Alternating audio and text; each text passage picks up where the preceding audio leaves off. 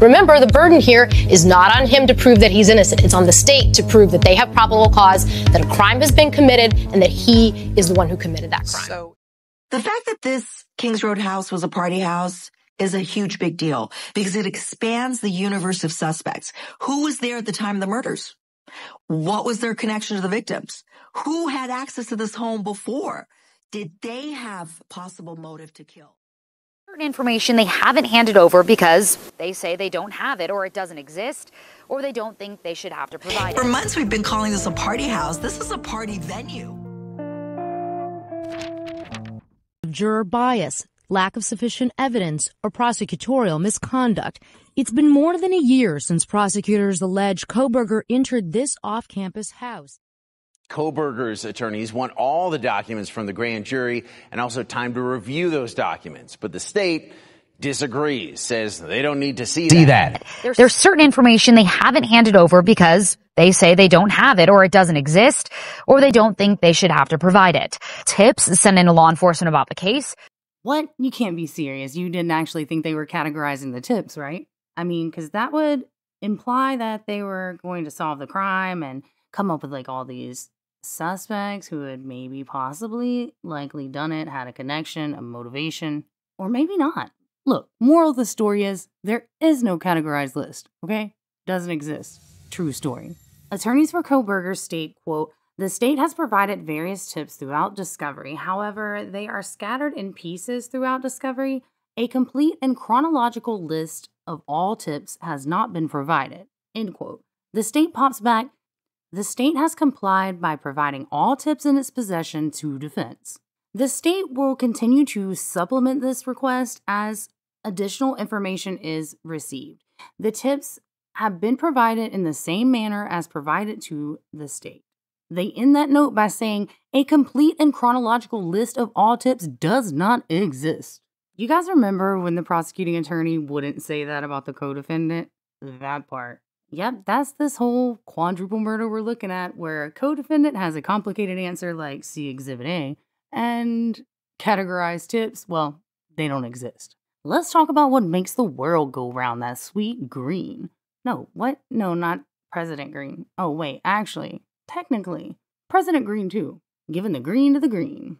Isn't it a president's dream to have legislation throw out another million aside from the governor's emergency funds that were gifted to investigators assigned to the Moscow murders?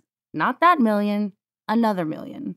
That million came from the emergency funds. This one came straight from the general funds via a request from the governor and a pretty short note that says nothing about the roundabout number that is 1 million exactly, and why the hell the university wants to be reimbursed for this.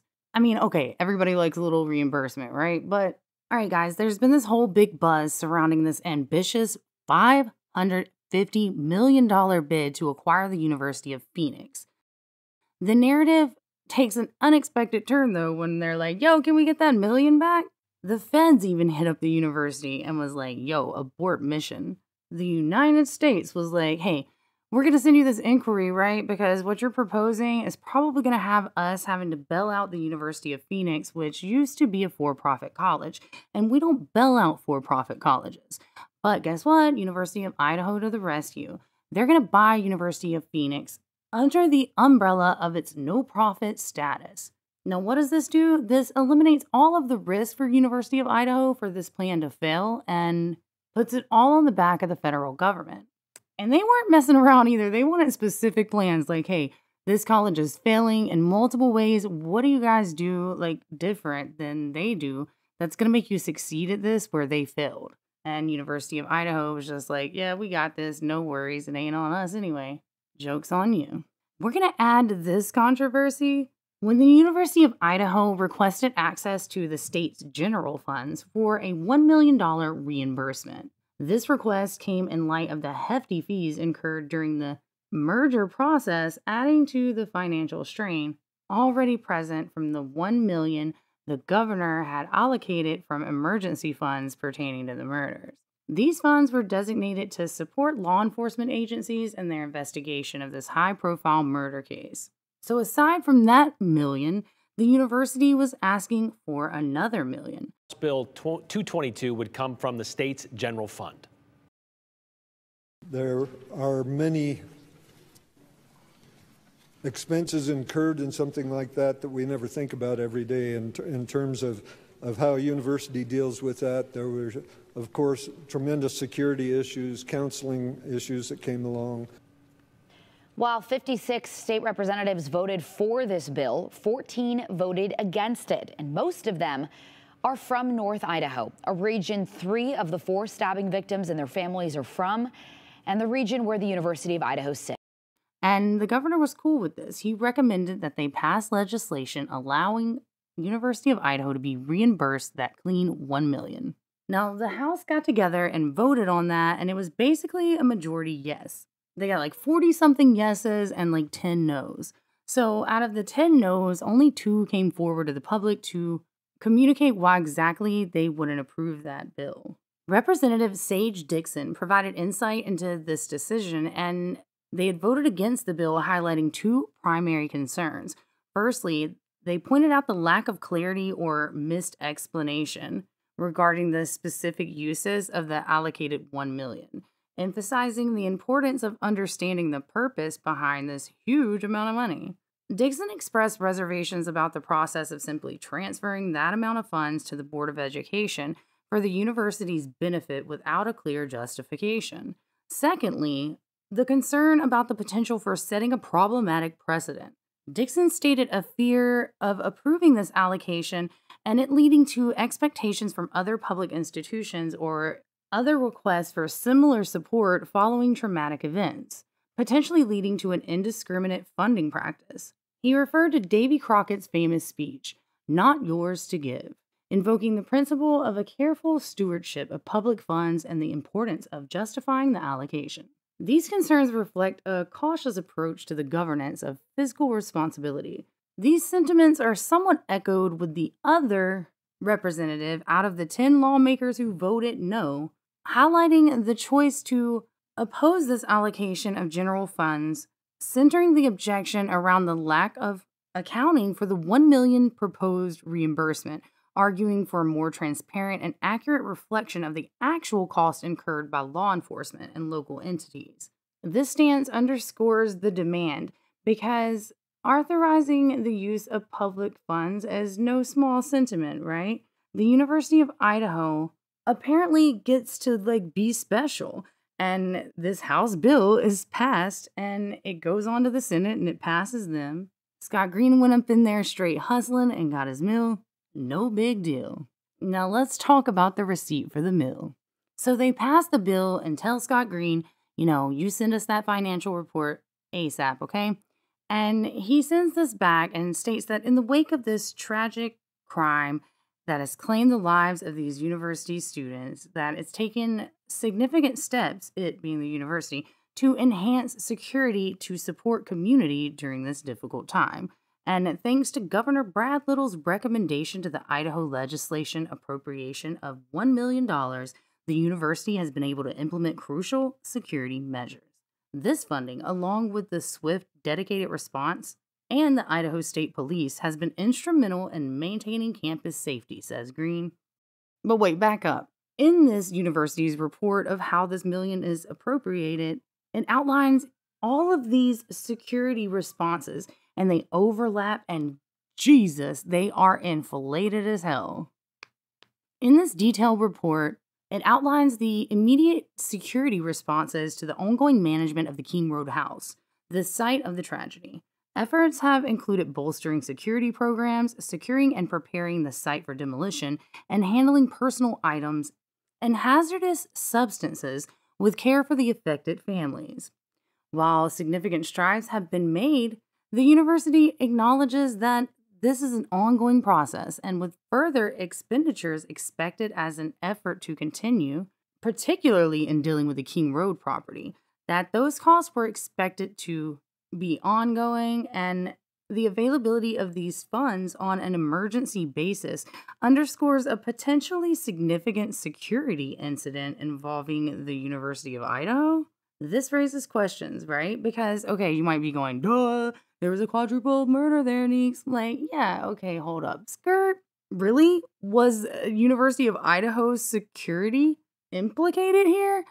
Because there's an emergency clause put into the bill once it passes that stipulates, due to the pressing nature of circumstances, the act will come into immediate effect. And they get the money instantly as soon as the bill is passed. We're looking at this House Bill number 222. All right, this legislation outlines a financial allocation for the State Board of Education and the Board of Regents of the University of Idaho for the fiscal year 2023. It specifically earmarks an additional $1 million from the general fund for operating expenditures in response to a, this is the part to pay attention to, significant security event within the period from July 1st, 2022 to June 30th, 2023. Really? Back in June?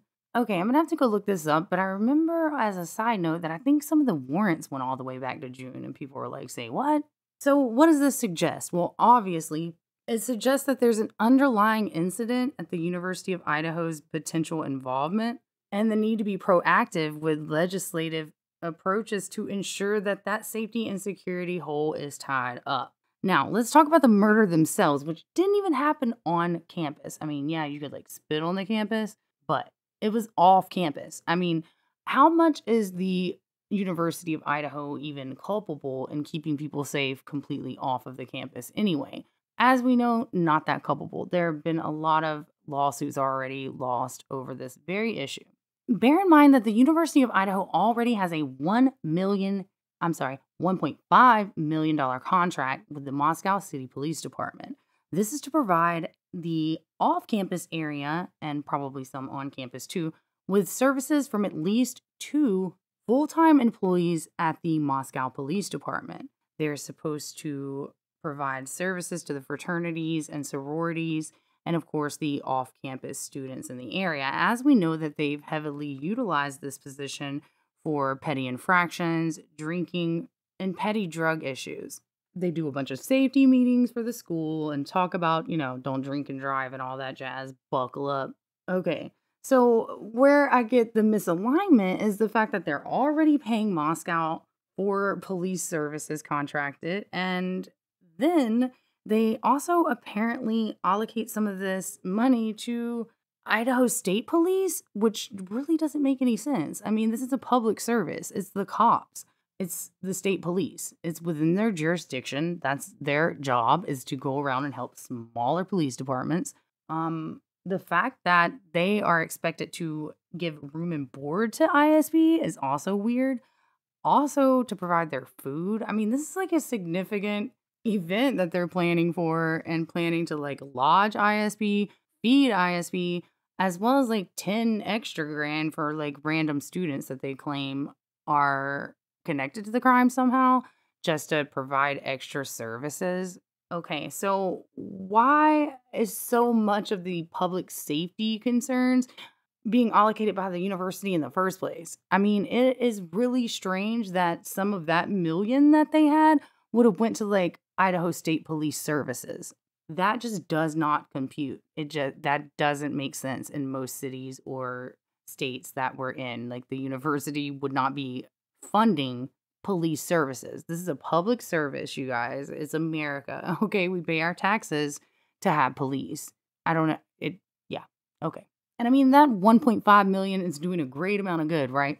So the cops could be like, you guys couple up now, go in pairs, be safe. And then here are the 4 victims of this crime who were all paired off and die in the bed, allegedly, with a partner, keeping totally with that whole safety and numbers shit. Check this out, Girl Scout prosecuting attorneys. They want a piece of the pie too. Normally, they are budgeted at a $15,000 rate. So Bill Thompson is specifically asking for that amount to go from 15 G's to 135. He met with the county commissioners and discussed the budget, and he states it's not going to be cheap, acknowledging that the request is quite significant. He said that his office is trying to keep within the projected budget, but at the same time, he can't make any promises. Among the anticipated expenses that Thompson cites is witness travel fees, transcript fees, exhibit display expenses, and postage fees. as well as travel associated with the case development, expert witnesses, and other associated trial expenses. Okay, so expert witnesses is definitely a large portion of where defense funds are going to go, because defense has a position to take, and that is directly to contradict police. Now, special agents are prosecuting attorneys, expert witnesses, and it's a double-edged sword, right? Because, often they have to testify about the evidence that they brought to the crimes anyway. So they work as a double position, and guess what? Again, public service. They get paid for that already. And unfortunately, the way that it was worded, it actually kind of sounds outright like prosecuting attorneys are paying a little bit more for that witness testimony that they cite. Look at the way it's worded. It could literally be in there as like, we need more money to pay for witness testimony, among other things. And guess what? Not only does Bill Thompson actually receive his request, but one of the commissioners on the board suggested an even larger allowance for Thompson's budget, according to the meeting minutes, suggesting $150,000 in order to cover potential cost. And I ain't done yet. We're going to add to that with the complexity of the situation of the presence of an unmarked vehicle and plainclothes officers stationed less than 100 yards from the crime scene, monitoring for offenses amongst the students.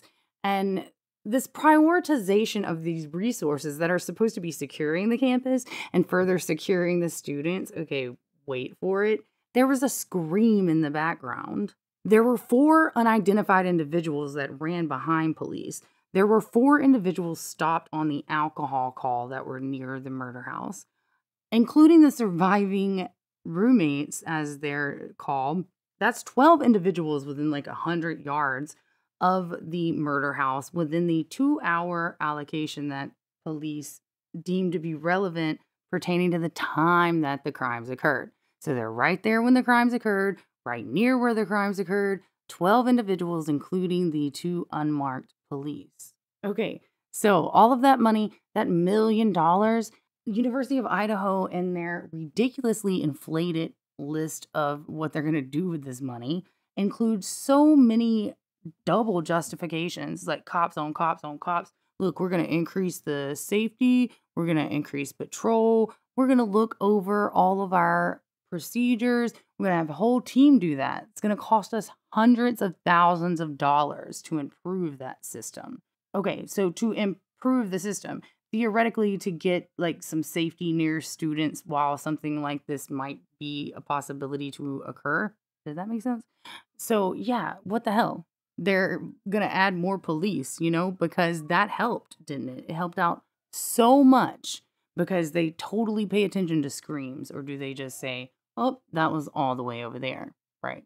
That part. And then, media will help them out and convince everyone that it was just a tire squealing, or was it a scream? Where was the dog? How about that glove?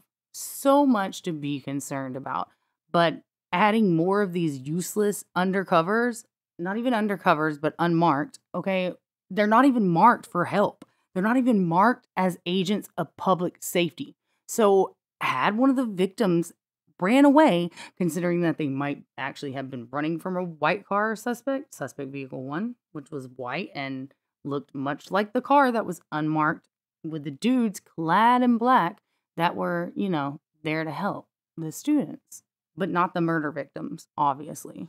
Okay, and then there were like 15 ISP officers that came down there to help, and their budget for food was like $250,000. Like, where the hell are they staying at? Apparently, they're lodging at the Ritz and eating steak and potatoes. You know what they need? They don't need more unmarked police. They don't need more people harassing the girls. They knew about a JBL speaker that was in the back of the house, so they know this property well. They've harassed the victims on multiple occasions and stood out nearby during the time when they were needed the most. So what are all these funds for again? Someone help me out. As confusing as the murders get, I need some help with this one. Okay, consultants, comprehensive campus physical security review and plan, $126,000, and that rhymes, because I am the man. All right, so comprehensive security policy review and plan, $200,000. We're going to pay $200,000 for some people to sit down and read our policies and procedures and recommend updates. Pretty exciting story. Crisis media consultants, 31 G's. They claim they paid $7 grand for the vigil. They allocate $30,000 to a security technology, an investment in technology, $8,000 for that extra student lodging. They cite $100,000 that's been spent on the King Road house without specifying exactly why or what they spent that on. And who the fuck asked them? I really will never understand why the crime scene couldn't just sit there as like any other crime scene. Okay, you're done with it, defense? Cool. You're done, prosecutor? Cool. All right, bet. We're done with it. It's just a house then. Why they needed to spend $100 grand on it, I don't know. They also cite moving the victim's property and storage for that property, getting it back to loved ones. Again, who asked them to do that? Moscow's got this whole woe is them martyrdom thing too. They're like, because we spend so much time correcting rumors. Who the hell asked the police department to police social media rumors? It's all some bullshit. Then mainstream media gets up there and reps everyone who uses a media platform that is not cable TV as a quote-unquote cyber sleuth, which actually, in theory, if it weren't the negative connotation, sounds kind of cool. But not everyone reporting on crime or into true crime that is on a not cable network is a cyber sleuth. There are actually lots of different positions to take and lots of different ways to come at particular content. Some people are personalities. Some people are storytellers. Some people are analysts who get their kicks from viewers saying, hey, cool theory. I really like bouncing all over the place with you and exploring the different theories. And guess what, Neeks? I didn't know that it was my constitutional right to do X. I didn't know it was my constitutional right to do B. I didn't know that I had option C on the table. That makes me feel good. That's what I'm after, is just, of course, discussing stuff that I'm into, but always the legal and societal ramifications of crime and our messed up ass society, because we've never been so divided as a country. We don't need to be divided in justice. We don't need to be divided in our humanism. Like, we don't need to bring that into true crime. But mainstream media does, because they have a narrative to protect, and, politics eaten up in every realm of every documentary, of every statement, of every script, of every production, including the ones when they're so out of content, they're like, let's put cyber sleuths on our content, bitch about it, while we make people more famous for being cyber sleuths, because, they're making so much sense of it. And a little cherry on top before I'm done bitching, they have conveyed that this is the most complicated crime. They need literal millions of dollars, they claim, for this complicated investigation where the perpetrator left his knife sheath under the victim with his DNA. Make it make sense. You can't? Okay. Well, thanks for trying. The families of Kaylee Gonsalves and Madison Mogan have filed notice with the City of Moscow, Idaho State Police, Washington State University, and the University of Idaho, reserving their right to sue later on. It's new, we're not used to the national attention.